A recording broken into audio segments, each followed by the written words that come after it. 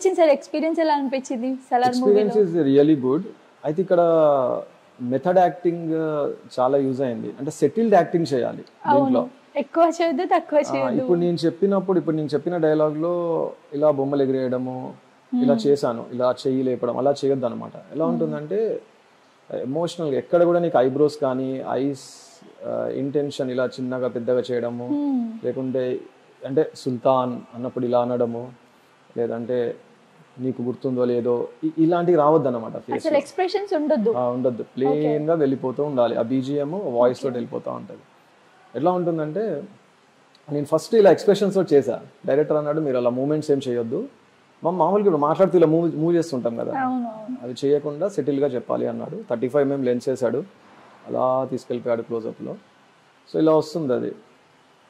వరద, చిన్నప్పుడు నీకు కథ చెప్పేవాడిని, నీకు గుర్తుందో లేదో, 2వ శతాబ్దం పర్షియన్ సామ్రాజ్యంలో సుల్తాన్ ఎంత పెద్ద సమస్య వచ్చినా తన బలమైన సైన్యానికి కూడా చెప్పకుండా ఒక్కడికే చెప్పేవాడు.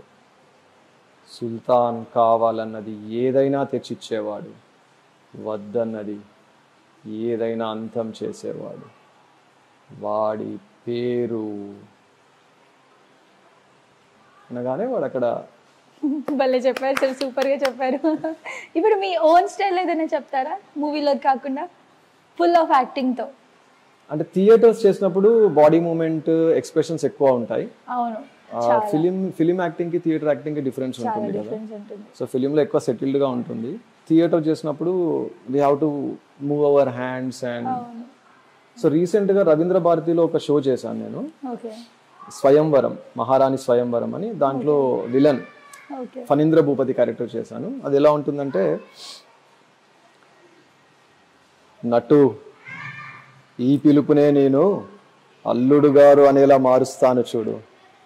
రాజా, అతి భయంకరమైన రణరంగమున కొమ్ములు తిరిగిన రాజులనే నా ముందు సాగెల పడేలా చేశాము. ఈ చదరంగము ఒక లెక్క. మీరు వివాహములకు సిద్ధము చేసుకోండి. ఏర్పాట్లు మామూలుగా ఉండకూడదు. మంగళ వాయిద్యాలతో, మేళతాళాలతో రాజ్యం అంతా దద్దరిల్లిపోవాలి అనేసి అలా వాక్ చేస్తూ అక్కడికి వెళ్తాను. అక్కడ హీరోయిన్ కూర్చొని ఉంటుంది, చెస్ బోర్డు ఉంటుంది అన్నమాట. అలా కూర్చొని, యువరాణి, పరాక్రమాలను చేయించవలసిన రాకుమారులను ఇలా మీ ముందు చదరంగం ముందు కూర్చోబెట్టావే, ఇది నీ తెలివి అనుకునవాలేనా లేక కాలయాపన అనుకునవాలేనా? అది లాస్ట్ లైన్ సరిగా రాలేదు, గుర్తులేదు. అంటే థియేటర్ ఆర్టిస్ట్, లైక్ మీరు థియేటర్ ఆర్టిస్ట్ గా చెప్పారు. ఎన్ని ప్లేస్ చేస్తుంటారు సార్ ఇప్పటి వరకు? నేను 5 ప్లేస్ చేశాను. 5 ప్లేస్ చేశారు. నేను ఇంకా చేయాలనుకుంటున్నాను. ఇంకొక ప్లేలో, సేమ్ ప్లేలో డిఫరెంట్ క్యారెక్టర్ చేశాను. ఇప్పుడు నేను చెప్పింది ఫణీంద్ర భూపతి క్యారెక్టర్. ఇది సురభి వాళ్ళది. సురభి వాళ్ళతో కలిసి చేశాను రవీంద్ర భారతి. దీంట్లోనే ఫస్ట్ ఇంకొక క్యారెక్టర్ చేశాను లాస్ట్ ఇయర్. అదేంటంటే అది ఎలా ఉంటుందంటే, మాధవ, చదరంగానికి రణరంగానికి ఉన్న తేడా చెబుతా విను. కండబలం ఉన్నవాడు యుద్ధరంగమున గెలవగలడు, బుద్ధి బలం ఉన్నవాడు మాత్రమే ఈ చదరంగమున గెలవగలడు. పోరాడు అంటాను. అంటే చాలా లెంతీ, అది నాకు గుర్తుకు రావట్లేదు లైన్స్ ఇప్పుడు. చాలా పెద్ద లైన్, అది చాలా పెద్దది ఉంటుంది. నార్మల్గా నేను కూడా ఒక 2-3 ప్లేస్ చూసాను. అంటే కంటిన్యూస్లీ డైలాగ్ చెప్పడం, అదంతా అసలు గుర్తుపెట్టుకోవడమే చాలా గ్రేట్ అనిపిస్తుంది. ప్రాక్టీస్ చేస్తాం, చాలా ప్రాక్టీస్ చేయాలి. సార్, ఇప్పుడు ప్రశాంత్ నీల్ గారితో ఏమైనా అంటే లైక్ కనెక్షన్స్ ఉండేవా షూట్ లో? యా, మేము అందరం కలిసే ఉండేవాళ్ళం. We used to stay in the same hotel. We used to eat on the same bench.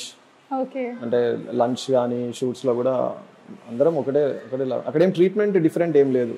అంటే ఆయన డైరెక్టర్ అని చెప్పి అలా అట్లేం లేదు. We all on the same, ADs, director అందరం కూర్చొని తినేవాళ్ళం. సో వన్ వర్డ్ లో ప్రశాంత్ నీల్ గారి గురించి చెప్పాలంటే ఏం చెప్తారు? ఈజ్ ఎ ఫోకస్డ్ పర్సన్ అండి.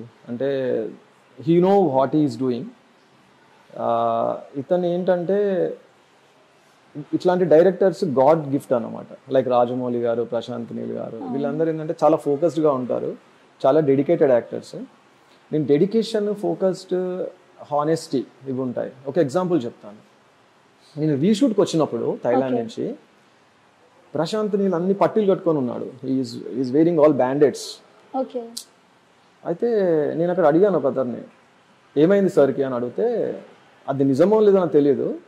అక్కడ ఒకతను అన్నాడు, సార్ హార్స్ రైడింగ్ చేస్తూ అంటే ఎలా చూపించాలో వాళ్ళకి చూపిస్తూ సార్ కింద పడిపోయాడు. మళ్ళీ ఇంకొకతను అన్నాడు, సార్కి ఏదో కార్ యాక్సిడెంట్ అయింది అన్నాడు. అంటే అది కరెక్ట్గా తెలియదు ఏం జరిగింది, బట్ అన్ని దెబ్బలు ఉన్నాయి. సో ఆ పెయిన్ ఉంది, ఆ పెయిన్ పెట్టుకొని కూడా ఈజ్ డూయింగ్ డైరెక్షన్. అంటే మధ్యలో అంటూ చేపిస్తున్నాడు అనమాట మాతోటి. సో అంత ఈజీ కాదు కదా, మాకంటే ఎక్కువ కష్టపడతాడు అతను.